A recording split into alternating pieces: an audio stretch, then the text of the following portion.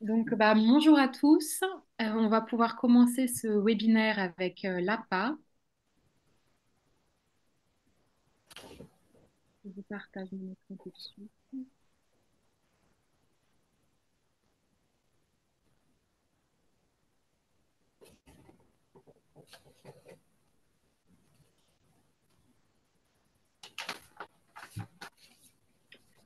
Tout est bon? C'est bien. Parfait. Parfait. Donc, bonjour à tous. Donc, pour comment ouvrir ce webinaire réalisé en partenariat avec l'AIH et l'APA, donc un webinaire sur la santé mentale et les risques psychosociaux chez les internes en médecine. Donc, je suis moi-même Mathilde Chanu, donc trésorière de l'AIH, notre association des internes d'hématologie. Et donc, il s'agit d'un webinaire qui est un peu plus large que les webinaires que l'on réalise actuellement, qui sont plutôt sur des sujets un peu plus scientifiques. Mais on pense que c'est également important de parler de notre santé, notamment la santé mentale. Et donc là, on est avec une association, donc l'APA, qui va vous être présentée, et donc les différents intervenants. Je vous laisse vous présenter donc le docteur Gérard Chadili. Oui, bonjour. Donc, je suis Gérard Chedli, je suis psychiatre addictologue dans le service universitaire du professeur Corcos à l'Institut Mutualisme Souris et je suis administrateur de l'APA. Donc, et à ce titre-là, je m'occupe particulièrement des risques psychosociaux au sein de notre association. Moi, je m'appelle Adil Crespin, donc je suis microbiologiste et je suis donc spécialiste de la prévention et contrôle des infections, ce qu'on appelait avant hygiéniste. Voilà, et donc je suis administrateur APA depuis un temps certain. Et bonjour à tous, moi je suis Christophe Herriot, donc je travaille pour le cabinet BC, conseil et courtier en assurance. J'ai la responsabilité du département affinitaire dans lequel nous accompagnons l'APA et nous gérons l'ensemble des contrats de l'APA. Voilà, et nous sommes aussi spécialistes de l'ensemble des statuts hospitaliers. Oui. Bonjour, moi je suis Mathilde Seguin, je fais aussi partie du pôle communication de l'association des internes d'hématologie et je vais modérer et relayer les questions que vous avez dans la boîte questions et réponses pendant le webinaire, donc n'hésitez pas à poser toutes vos questions. Très bien. Donc, de quoi est-ce qu'on va parler? Donc, on va faire un petit point sur le point de vue des internes, ou en tout cas que je vais essayer de relayer sur les risques psychosociaux. Et puis, vous pouvez bien sûr intervenir et partager aussi, si vous le souhaitez, votre avis. Ensuite, des chiffres clés, des constats sur la population des internes. On va ensuite discuter de l'accompagnement des internes sur la question des risques psychosociaux et notamment la présentation de la plateforme de l'APA qui s'appelle Coup de blues. On va ensuite faire un peu des rappels sur nos droits et sur les lacunes des droits statutaires en matière d'incapacité, d'invalidité et de décès. Donc, il s'agit de domaines sur lesquels je pense que vous n'êtes pas familier, donc n'hésitez pas à poser vos questions et si besoin, pour éclaircir les termes, etc. Et on va ensuite voir comment l'APA s'engage au quotidien pour protéger les internes. Donc, qu'est-ce qu'ils peuvent nous proposer? Puis, on pourra avoir un temps d'échange ensuite. Déjà, donc, je vais commencer avec la présentation de l'AIH pour ceux qui ne nous connaissent pas ou peu. Donc, nous sommes l'association des internes d'hématologie en France. Donc, les internes d'hématologie clinique, mais également d'hématobiologique. Donc, ça s'ouvre, enfin, c'est ouvert également aux biologistes. Notre vision première, c'est de promouvoir l'enseignement, la formation continue, l'acquisition de nouvelles compétences et les nouvelles connaissances également en hématologie. Euh, le financement des places de congrès et les participations aux colloques et aux réunions nationales. Donc, c'est un petit peu, on ne peut pas complètement financer les congrès, mais on peut aider à la participation par la participation à certaines prises de parole, présentation de projets de master, etc. On essaye également de favoriser les rencontres entre les internes et les jeunes hématologues, donc avoir quelque chose une rencontre intergénérationnelle et entre les internes également pour mieux se connaître. Et puis, on essaye de partager nos expériences au sein de différentes réunions pour progresser dans la compréhension de l'hématologie. Donc, on a plein de projets que vous pouvez retrouver sur notre page Internet, notamment notre projet principal, c'est les journées qui vont avoir lieu à Saint-Étienne aujourd'hui, des podcasts, différents webinaires, etc. Donc, si vous n'avez pas encore entendu tous nos projets, n'hésitez pas à aller voir sur la page de l'AIH. Ensuite, donc je vous laisse continuer avec la page. Merci Mathilde. Oui, qu'est-ce que l'APA? L'APA est une association, comme Mathilde vous l'a dit, c'est une association créée il y a bientôt 43 ans par des médecins, en l'occurrence des psychiatres, et dont l'objectif était d'adoucir la vie des praticiens. Et c'est pour ça que c'est ouvert aux internes, aux praticiens, qu'ils soient médecins ou pharmaciens.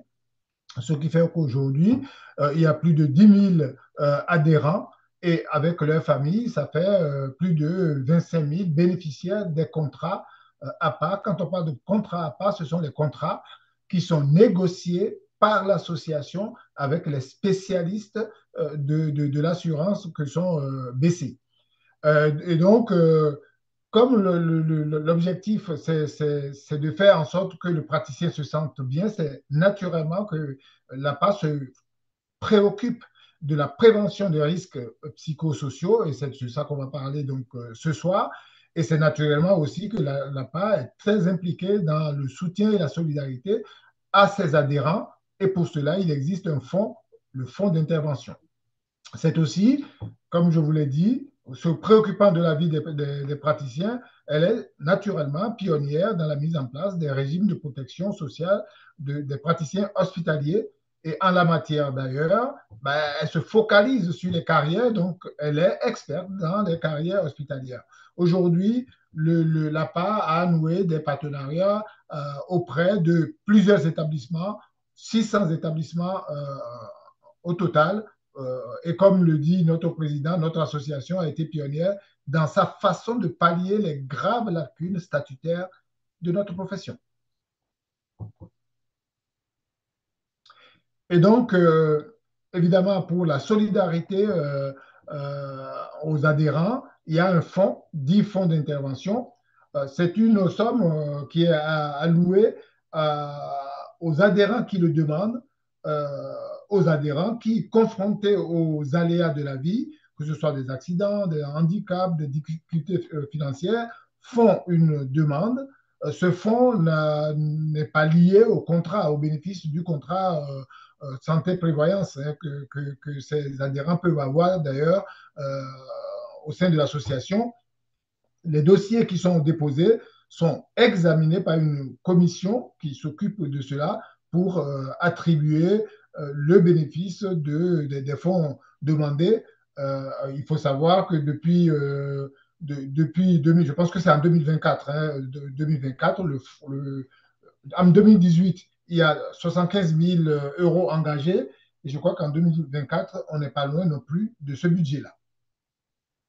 Et vous pouvez, sur notre site, accéder à plusieurs témoignages des bénéficiaires. Là, vous avez un lien qui vous amène au témoignage le plus récent d'un jeune confrère du CHU de Nîmes. Donc, je vais un peu revenir sur les différents problèmes que nous, on voit sur la santé mentale. Donc, en fait, c'est des informations que j'ai tirées du rapport d'enquête de l'ISNI 2017, qui était quand même assez exhaustif et je trouve qu'il résonne bien avec nos problématiques que j'ai pu en tout cas voir notées en tant qu'interne à l'hôpital public. Donc, il y a 6 grands points, notamment principalement la charge de travail avec un temps passé sur les tâches administratives qui est important, qui est souvent un peu surdimensionné par rapport au temps qu'on souhaiterait lui allouer en raison de problèmes souvent de manque de personnel. Les interruptions fréquentes de tâches, donc ça c'est vraiment très important, je trouve, avec toujours un infirmière ou un coup de téléphone qui nous dérange de la chose que l'on voulait faire. Ensuite, la peur d'oublier ce qu'on était en train de réaliser. Donc, parfois, des allers-retours et donc une difficulté à se concentrer. Et puis, parfois, la difficulté de concilier vie professionnelle et vie personnelle. Ensuite, concernant l'autonomie et les marges de manœuvre. Donc tout ça, c'est des axes qui peuvent un peu en fait rendre notre expérience à l'hôpital plus difficile. Et notamment l'impossibilité parfois de participer à la formation clinique alors qu'on est encore des internes et donc on a besoin d'une formation et qui parfois n'est pas possible en raison également de contraintes, de contraintes de personnel ou autres. L'absence de participation aux décisions du service, donc ça peut être difficile notamment pour les internes un peu plus expérimentés qui ont envie de montrer finalement qu'ils sont que des connaissances et puis mais qui ne sont pas écoutés de leur en qualité de médecin et qui sont plutôt pris pour des personnes qui sont plutôt voilà, pour là pour faire le travail et sans vraiment prendre en compte ce que l'on connaît. Et ça peut être assez difficile. Ça peut un peu nous sentir un peu, nous sentir un peu rabaissés par rapport à ce que l'on souhaiterait.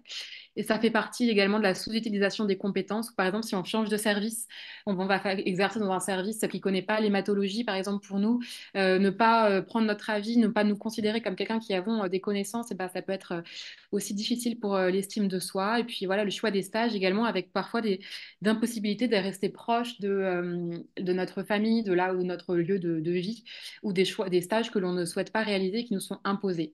Donc ça c'est difficile. Également, donc les conflits de valeurs. Donc ça, je pense que vous avez tous rencontré la disparité entre les bonnes pratiques que l'on a enseignées et en fait les moyens qu'on a à l'hôpital pour pouvoir les mettre en œuvre. Et en fait, il y a vraiment un conflit entre ces deux mondes et parfois qui peuvent vraiment être difficiles à accepter.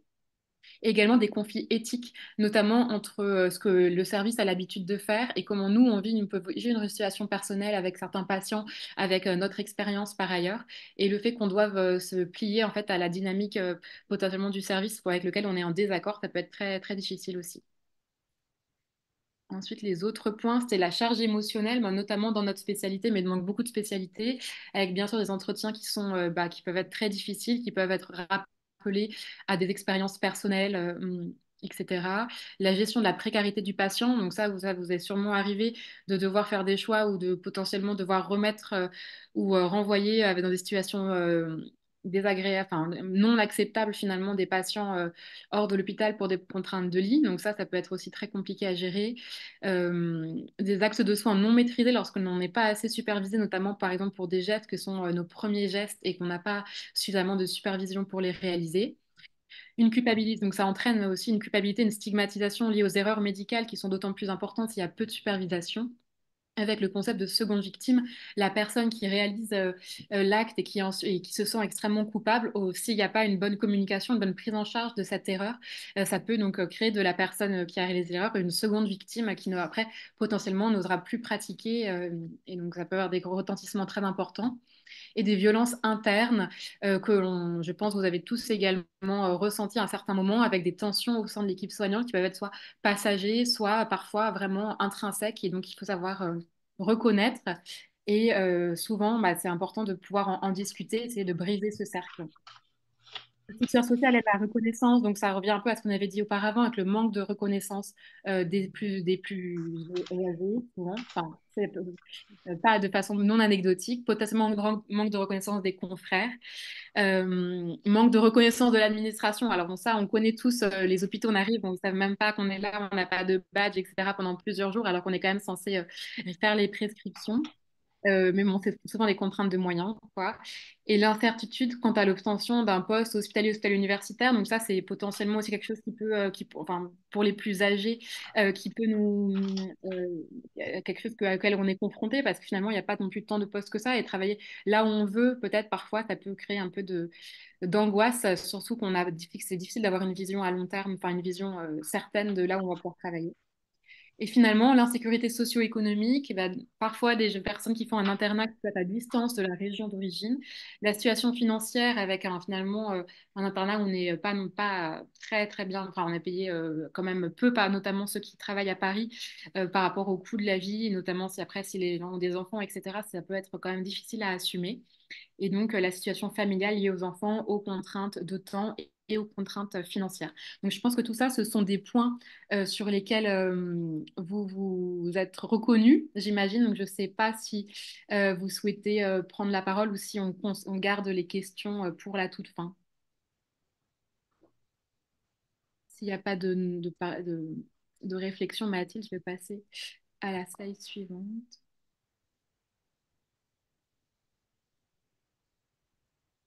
Voilà.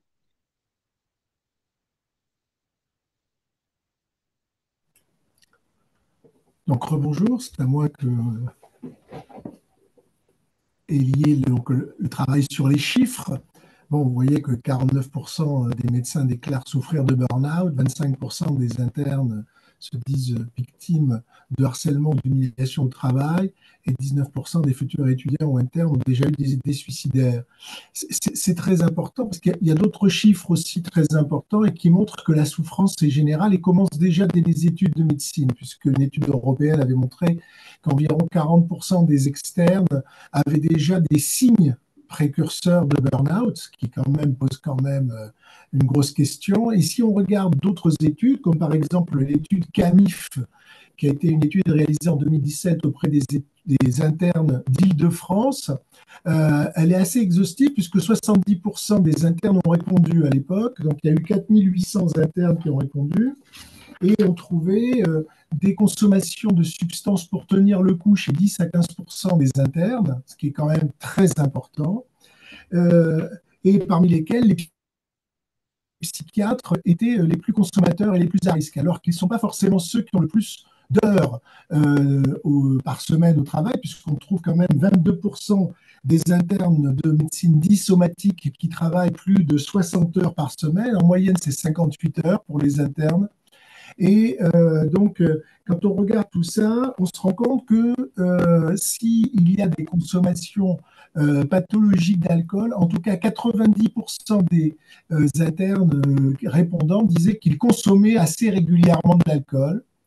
70% qui consommaient assez régulièrement du tabac. Je rappelle que la consommation de tabac a reculé en France et touche dans la consommation régulière 25% de la population générale. Donc là, c'était vraiment des auto-questionnaires. Donc 70% reconnaissaient qu'ils avaient une consommation assez régulière de tabac, 12% de consommation assez régulière de cocaïne, 15% de consommation assez régulière de stimulants et 21% de calmants. Et si on comparait par rapport à leur taux d'anxiété, eh bien, on avait 75% de taux d'anxiété et environ 39% déclarés de dépression. Et si on leur faisait passer une HAD, hein, donc une Hamilton, hein, c'est une échelle, avec dépression ou anxiété, là on retrouvait que 11% de dépression elle était particulièrement sévère et 36% d'anxiété, ce qui est quand même assez important. Donc la souffrance chez les internes, elle est bien présente. Je ne vais pas vous donner aussi le chiffre des tentatives de suicide, mais ce qu'il faut savoir, c'est que ils ont un taux de 2, les médecins ont un taux de 2,27 fois supérieur à celui de la population générale. Et tout ça, c'est dû aux responsabilités, à la pression psychologique, à la pression sociale, aux demandes de plus en plus importantes.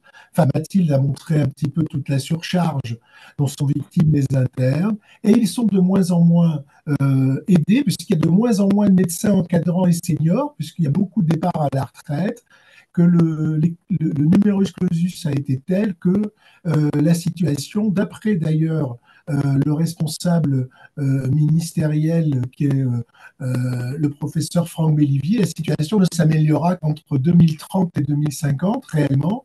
Donc on voit un petit peu que la souffrance actuelle, elle risque de s'aggraver chez les futurs médecins. Et comme tout à l'heure Crespin le disait, ben, nous regardons à l'évolution des statuts, à l'évolution des souffrances, et nous avons mis vraiment un point d'impact important pour les internes au niveau de ces risques psychosociaux, car vous êtes l'avenir de notre profession.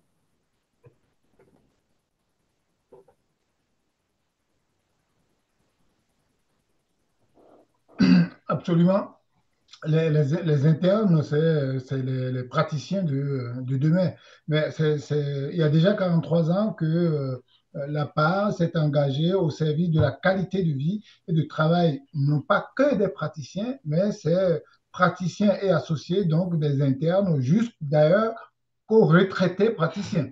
Donc, pour ça, ben, la PAS sensibilise beaucoup, informe beaucoup tout ce beau monde, fait des articles de fond dans des revues syndicales et intersyndicales, anime des réunions, des symposiums, lors des congrès, lors de manifestations, lors des invitations d'ailleurs dans des établissements de santé, aux côtés d'experts sur l'épuisement professionnel, la qualité de vie au travail, et fait une démarche auprès aujourd'hui d'associations de jeunes, d'internes, d'intersyndicales parce que, comme Gérard disait, c'est notre avenir, c'est l'avenir de la profession et il faut être donc à vos côtés, il faut être aux côtés de tous les jeunes qui aspirent à devenir praticiens, quel que soit leur secteur d'exercice. Hein. Voilà, parce que sinon, on va aller de mal en pis.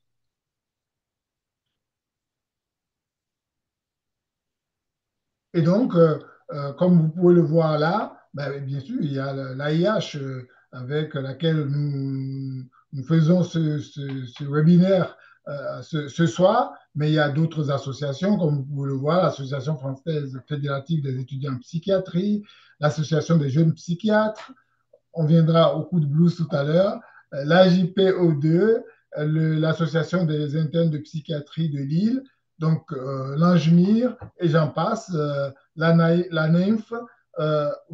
La liste n'est pas limitative dans la mesure où l'APA contractualise avec les associations des jeunes qui veulent bien qu'on travaille ensemble. Donc, si vous en connaissez, n'hésitez pas à le dire que là-bas, le tend les bras. Il y a effectivement, entre guillemets, un cahier des charges et le reste, ça va tout seul.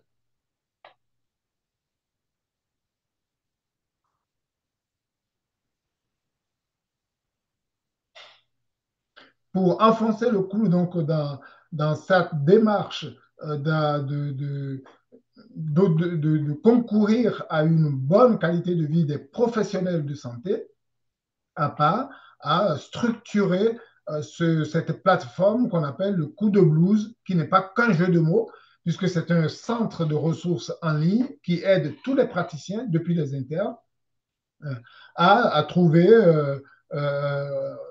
les informations, voir les échos dont ils ont besoin quand ils ont ce coup de blues-là. C'est une approche pour aider, pour montrer la bienveillance, aussi bien sur le fond que sur la forme, hein, parce que vous avez, comme je vous disais, on peut accéder au partage d'expériences, à la recherche de solutions, il y a des fichiers pratiques, il y a des témoignages de victimes, des podcasts, et vous avez aussi des numéros et des chats d'écoute. Et cette plateforme est hyper facilement accessible. Il suffit de taper coup de blues dans votre pour la recherche hein, sur Internet et vous accédez au lien que vous avez en bas, coup de blues, et c'est directement accessible. Ça vaut le coup que vous soyez aujourd'hui ennuyé ou pas, ça vaut le coup que vous y alliez pour voir réellement à quel point cette plateforme peut être aidante.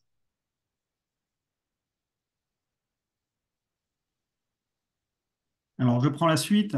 Bon, on l'a vu au travers des préoccupations exposées par Mathilde tout à l'heure, le maintien de la rémunération est quand même très important hein, sur l'ensemble des internes et des docteurs juniors.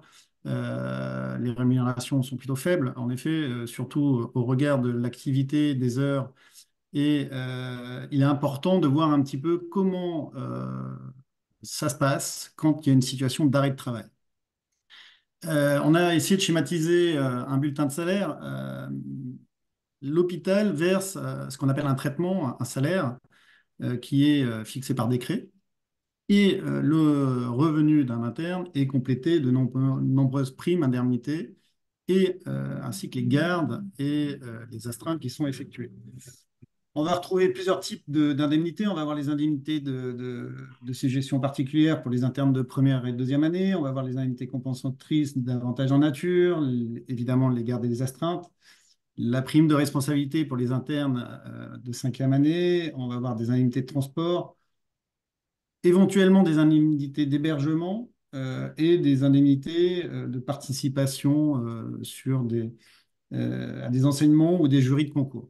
Donc, on voit bien que le mécanisme est double, une partie sur la rémunération de base et une partie sur les nombreuses indemnités qui sont versées en complément. Alors ça, c'est le principe de base. Maintenant, quand on est dans une situation d'arrêt de travail, ça se complique un peu. Pourquoi? parce que l'hôpital, la fonction publique en général, identifie trois types d'arrêt de travail. On a la partie très classique qui s'appelle le congé maladie. Et on a deux autres types de congés qui sont les congés de longue maladie et les congés de longue durée qui vont venir apporter un peu plus de soutien financier. Mais comme on le voit dans l'exemple que je vous ai montré, c'est très relatif.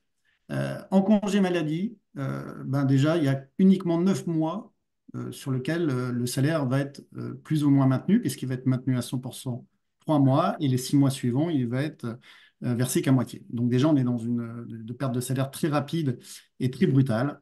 Et quand on parle du salaire, on parle du traitement de base et de quelques primes. C'est les trois primes que je vous ai notées ci-dessous.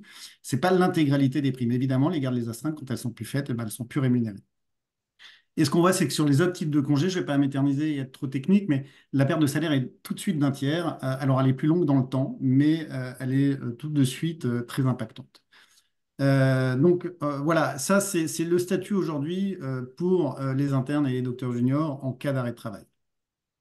Maintenant, si on va sur la slide suivante, euh, merci. On a essayé de formaliser, de vous montrer un petit peu sous forme de schéma la vitesse à laquelle finalement la perte de revenus s'enclenche. C'est-à-dire que voilà, les 3 premiers mois, donc on va perdre les gardes, les astreintes et les indemnités qui ne sont pas maintenues.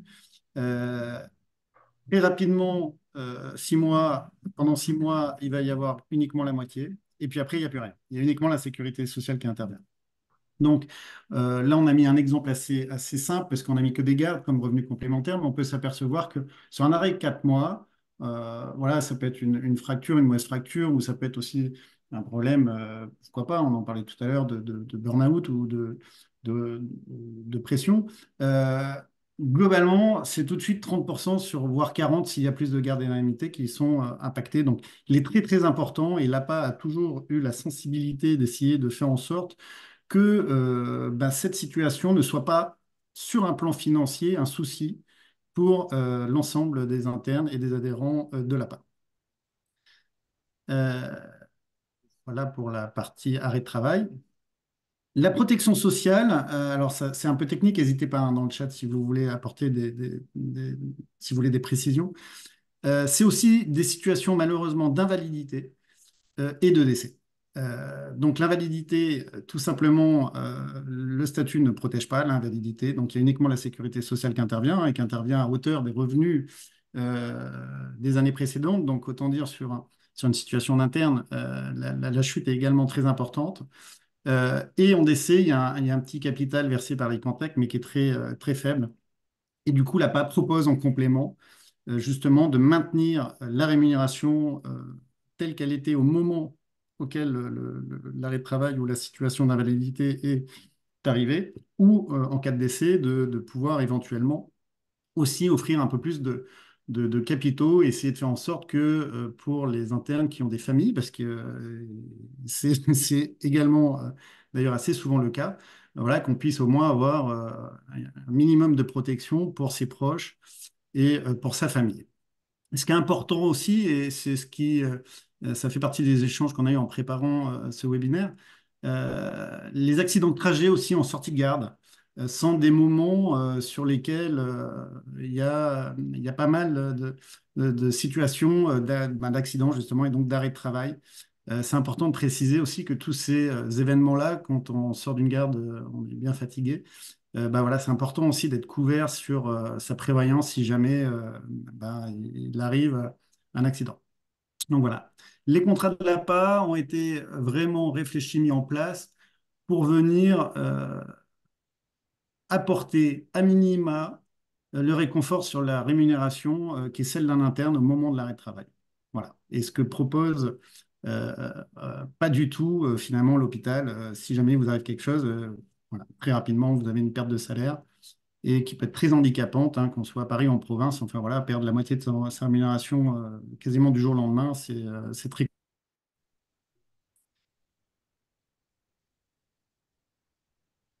Alors la question, c'est comment s'engage l'APA au quotidien pour vous protéger? Bien évidemment, l'APA, avec son histoire de 40-43 ans, a eu le temps de réfléchir, de construire vraiment les choses, de proposer des offres et des contrats très qualitatifs. Quand est venue la protection des internes, l'APA s'est dit, bon, mais c'est important quand même de leur proposer des contrats qualitatifs, mais en prenant soin de ne pas avoir des tarifs qui ne soient pas du tout cohérents à la rémunération des internes et qui soient même un frein à la protection sociale. L'idée, c'est vraiment de favoriser l'accès à la prévoyance. Donc, qu'est-ce que fait l'APA? Eh bien, aujourd'hui, l'APA, elle a été capable de proposer des contrats de prévoyance pour un interne de première et deuxième année uniquement à 1,50 € par mois. C'est-à-dire que c'est un maintien de la rémunération en cas d'arrêt de travail, en cas d'invalidité et des capitaux en cas de décès pour uniquement 1,50 € par mois si on est interne et deuxième année. Si on est interne de troisième jusqu'à docteur junior, en ce qui concerne uniquement la prévoyance, c'est entre 8 et 9 euros. Donc, ça reste tout à fait accessible pour la même qualité de contrat en termes de prévoyance. Euh, L'APA souhaite vraiment, et on travaille en ce sens-là, hein, faire en sorte que les contrats soient très complets, que, il n'y ait pas de trou dans la raquette et faire en sorte que vraiment, quand on adhère au contrat de l'APA, on est très serein sur son avenir financier par rapport à la situation qu'est la sienne au moment de l'arrêt de travail. L'APA offre aussi de la possibilité d'avoir de la complémentaire santé. L'APA met en place une, euh, ce qu'on peut dire une protection sociale adaptée, parce qu'on peut faire le choix de prendre que la prévoyance, que la santé ou les deux. Et surtout, c'est aussi l'opportunité de rejoindre un petit peu tout ce qui vous a été présenté auparavant, une communauté de médecins, de praticiens et d'internes dans un sens de confraternité, d'entraide. Il y a le fonds d'intervention, il y a la plateforme Coup de Blues qui a été mis en place et c'est l'APA qui l'a financé. Voilà, c'est vraiment une communauté de médecins, d'internes, de praticiens pour les confrères dans le cadre de leur exercice et dans le cadre des préoccupations. Voilà, donc pour conclure sur ce sujet un peu assurance et un peu technique, mais ce qu'il faut savoir, voilà, c'est que les solutions, c'est de la protection tout compris. Voilà, c'est simple et c'est très complet. C'est des tarifs qui sont clairement adaptés à la rémunération d'un interne avec un prix d'entrée à 1,50 €. Une fois de plus, j'insiste beaucoup là-dessus, mais c'est vraiment quelque chose sur lequel il faut vraiment réfléchir. Ça permet vraiment de se prémunir sur des situations qui peuvent être très importantes pour vraiment pas grand-chose pendant l'internat. Et c'est, comme je le disais tout à l'heure, hein, pouvoir aussi intégrer la communauté de l'APA et, si besoin, être aussi dans la solidarité et dans la confraternité. Voilà. Alors évidemment, tout ce qui est protection sociale, ben, c'est bien à l'internat, mais évidemment, à la fin de l'internat, ben, il y a les carrières hospitalières ou les carrières libérales qui s'offrent à chaque interne. L'APA continue d'accompagner. L'APA met en place en ce moment même des nouveaux contrats dédiés aux jeunes médecins, aux jeunes praticiens, ce qu'on appellera début de carrière, en santé en prévoyance, avec aussi un effort sur le prix, sur le coût, parce qu'aujourd'hui, c'est une vraie préoccupation de tout le monde, et toujours des garanties qui restent très cohérentes, très complètes, et une modularité qui permettra aussi de pouvoir vraiment adapter en fonction de son besoin. Et quand on va sur une activité plus libérale, ben là, c'est un autre mécanisme, on est sur en prothèse de chiffre d'affaires et des revenus, mais globalement, l'APA propose aussi des solutions très cohérentes qui restent dans le même esprit de confraternité et de qualité en termes de prévoyance de santé.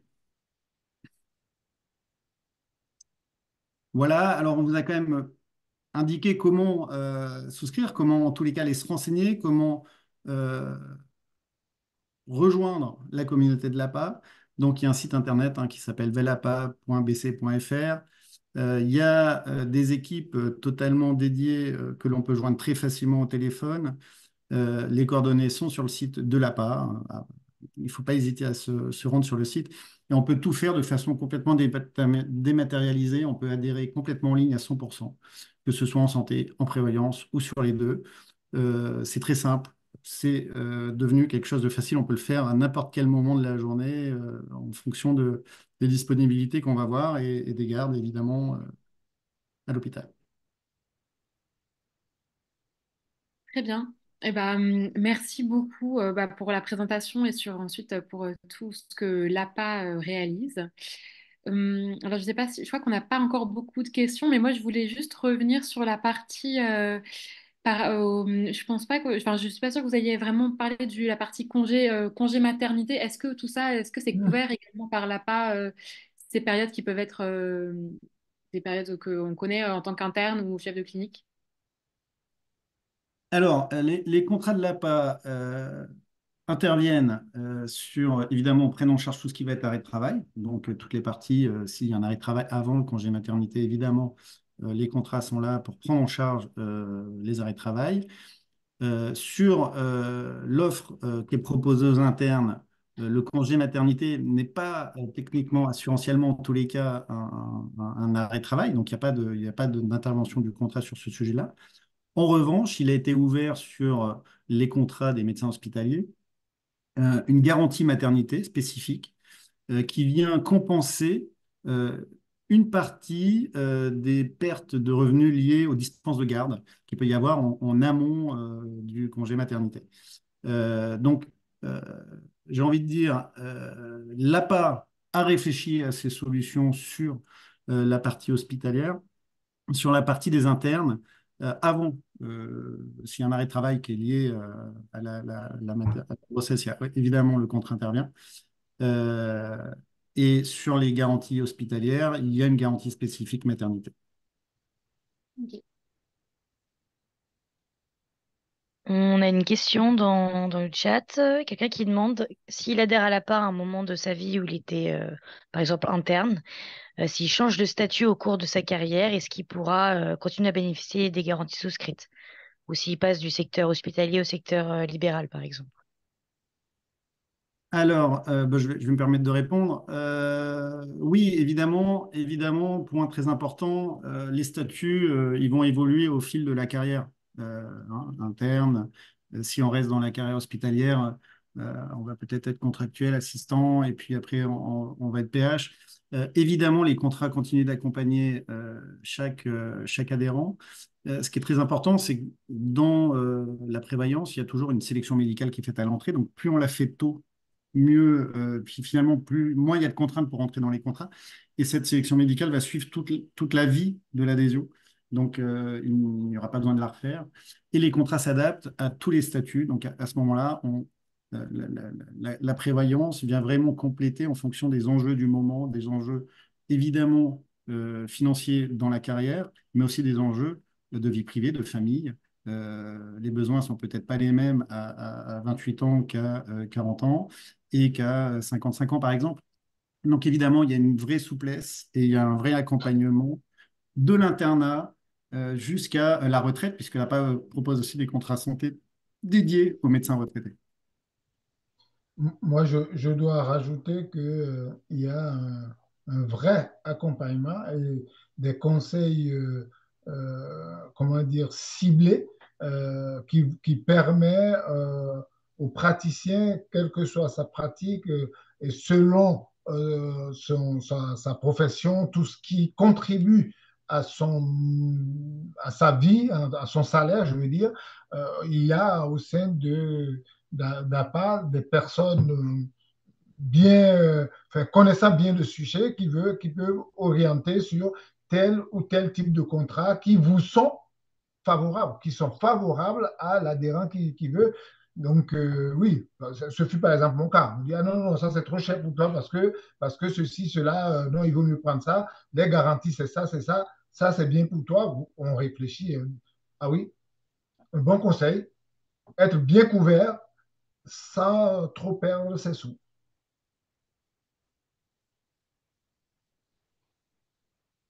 Bah, c'est vrai que je vais vous demander justement quels étaient les comparatifs entre l'APA et les autres, finalement, les autres complémentaires ou prévoyance. Un peu, enfin, pourquoi, enfin, voilà, quels étaient les points de différence. Et c'est vrai que j'imagine le conseil et le fait que ce soit par des médecins, c'est vrai que ça doit jouer quand même beaucoup. Et est-ce que vous auriez d'autres aspects de comparatifs, du coup, entre les différentes offres? Oui, évidemment, évidemment. Alors oui, rejoindre l'APA, c'est déjà rejoindre une association, c'est rejoindre aussi des valeurs associatives qui sont derrière cette association. C'est rejoindre un projet, c'est rejoindre une communauté. On en a beaucoup parlé. Euh, les confrères amis qu'on va retrouver sur le secteur de l'hôpital. euh, Eux proposent finalement des solutions qui sont très individuelles, qui sont finalement uniquement portées par une personne, qui vont pas forcément s'imbriquer si on parle de la prévoyance, parce que c'est vraiment le cœur de l'accompagnement spécifique qu'offre l'APA.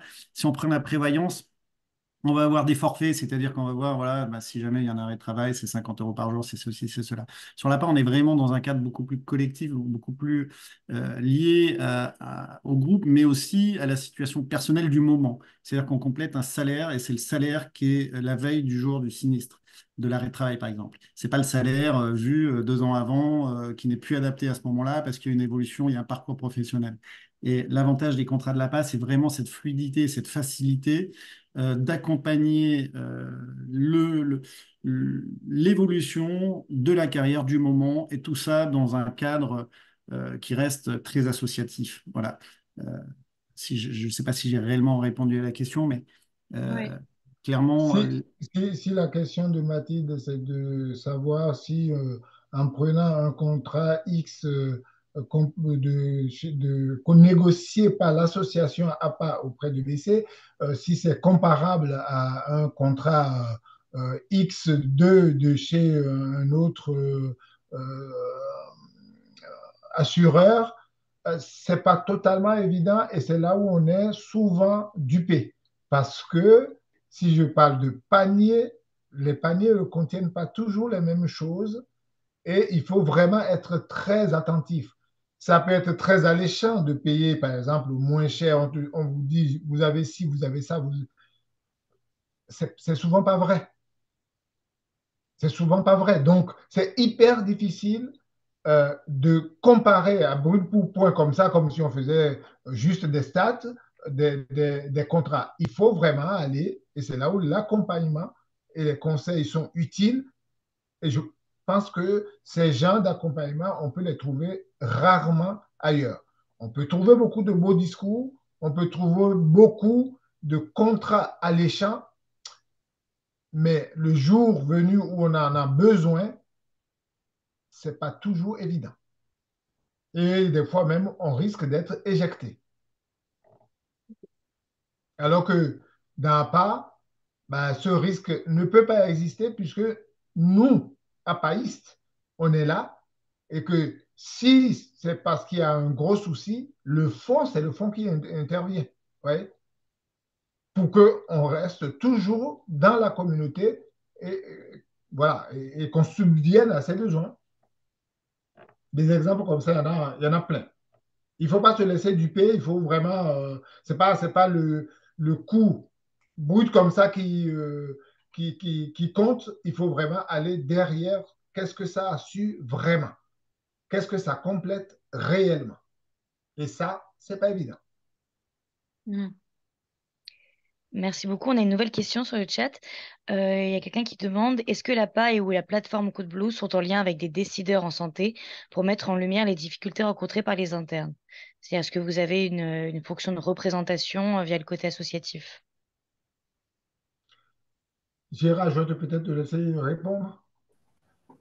Oui, enfin, ce qu'il faut voir, c'est que la PAS a été d'abord créée par les pères fondateurs venait du syndicat des praticiens hospitaliers. Donc, c'est pour ça, pour répondre à la question de Mathilde, nous, on regarde l'évolution régulière des statuts, l'évolution régulière chef de clinique, tout ce qui est modifié, pas modifié, les assistants, ce qui est modifié, pas modifié, les praticiens hospitaliers, et aussi si on quitte la carrière, si on passe en effet dans le privé. Donc, il y a pour nous un continuum depuis l'internat jusqu'à la carrière. Et en effet, c'est lié à tout ce qui remonte en coup de blues, etc., on le réétudie au niveau du conseil d'administration et on fait des propositions dans lesquelles notre courtier en assurance BC va venir voir l'assureur et on dit là, il faut modifier ça, il faut modifier ça, il faut accompagner, il faut aider. On voit que les problèmes sont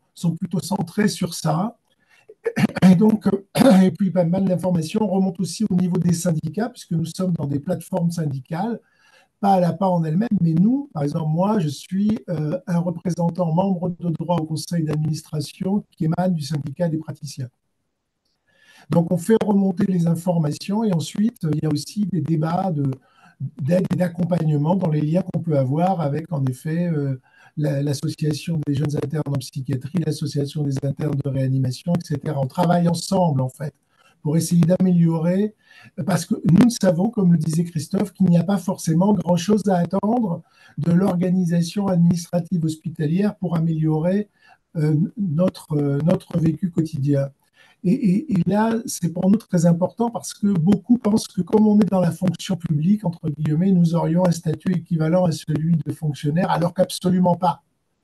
Et nous relevons beaucoup plus du droit privé. Donc, à partir de là, il faut travailler et travailler, puisque vous avez remarqué, enfin, vous qui êtes interne, vous avez essuyé 3 réformes de la R3C depuis 2017. Donc, à chaque fois, on essaye de suivre tout ça, hein, c'est-à-dire de savoir comment ça va évoluer, comment évoluer les statuts. Tout à l'heure, Mathilde disait que quand on est interne à Paris avec la paye de l'interne débutant, c'est pas facile, c'est pas aisé, c'est sûr. Hein, d'autant que les conditions de vie par rapport à moi, par exemple, quand j'étais interne, on vivait carrément sur l'hôpital, ce qui n'est pas du tout le cas aujourd'hui. Donc, il y a un certain nombre de choses qu'on fait remonter. On essaye de travailler main dans la main avec les associations qui vous défendent, parce que je crois que c'est ça qui est important, c'est-à-dire que vous êtes les mieux adaptés pour savoir ce qui vous concerne et quels sont vos besoins, et nous, on essaye d'adapter l'accompagnement de l'APA à vos besoins. Donc, il y a quelque chose en bidirectionnel, quoi. Hein. Nous n'existons pas sans vous, en fait. Et avant, comme le disait très bien Crespin, ça ne concernait pas les internes. Et c'est le conseil d'administration qui s'est battu pour que les internes puissent rejoindre l'APA. Voilà, c'est-à-dire qu'on a dit, on n'est pas que des praticiens hospitaliers. Ça a commencé progressivement. On a dit, il y a aussi des chefs de clinique et des assistants. Quand moi, j'étais assistant, on ne pouvait pas adhérer à l'APA. Il fallait être praticien hospitalier pour adhérer à l'APA. Et puis ensuite, on l'a ouvert aux internes. Vous voyez que c'est tout. En 40 ans, il y a eu une ouverture très large de manière à balayer la carrière à partir du moment où on est, entre guillemets, médecin dans les hôpitaux avec une fonction. Mathilde tout à l'heure disait on n'est pas forcément vu selon nos compétences.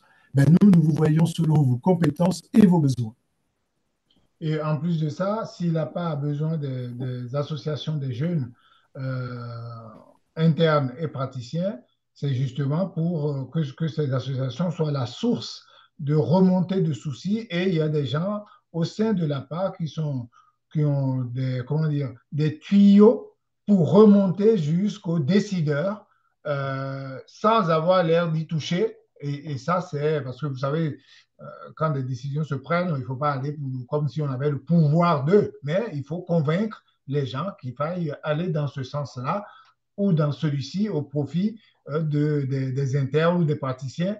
Et on a besoin que ces besoins-là remontent de vous, des associations. Donc, dites-le autour de vous. J'ai une autre question personnelle à vous relayer. Comme vous dites, il y a eu beaucoup de réformes, ce qui fait que parfois, quand on est confronté à un problème, à un arrêt de travail, à une problématique particulière, même la direction des affaires médicales eux-mêmes ont du mal à répondre sur nos statuts et nos droits. Est-ce qu'il existe à l'APA des interlocuteurs juristes ou avocats qui peuvent nous aider à faire valoir nos droits et à répondre à ces questions-là qui vraiment parfois on désespère et on se décourage. On ne demande pas forcément nos droits parce qu'en fait, on a l'impression que personne ne sait vraiment ce à quoi on a le droit. Alors, s'il y a une spécialité de cette association-là, c'est d'être béton, c'est d'être experte dans nos statuts, sur nos statuts et sur nos carrières. Et donc, il y a effectivement des gens qui s'occupent de tout ça et on peut vous renseigner quand vous en avez besoin.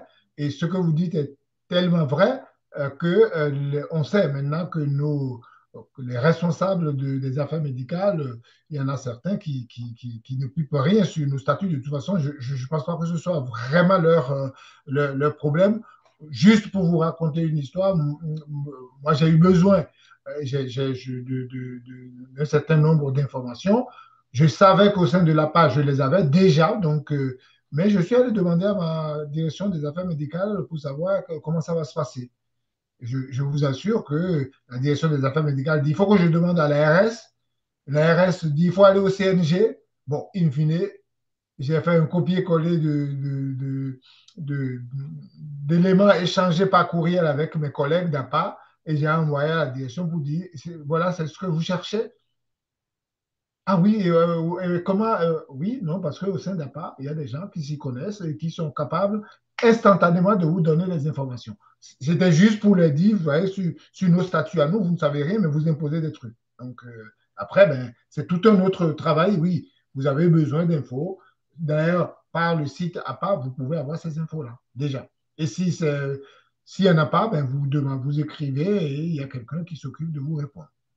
Pas qu'une personne. Merci beaucoup. Super. Bon, bah écoutez, je crois qu'on n'a plus de questions, Mathilde, hein.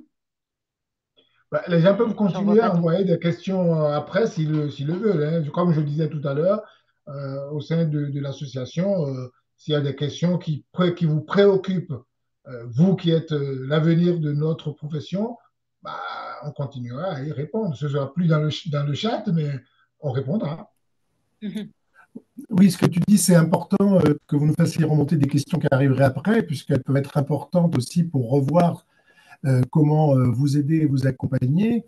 Je répète, l'APA n'est pas une structure syndicale, c'est une structure qui a émané d'un syndical, mais qui n'est pas syndicale. Non? Mais par contre, pour tous les contrats, comme on veut être actuel, nous suivons tout ce qui se passe. Hein, ça fait partie du job.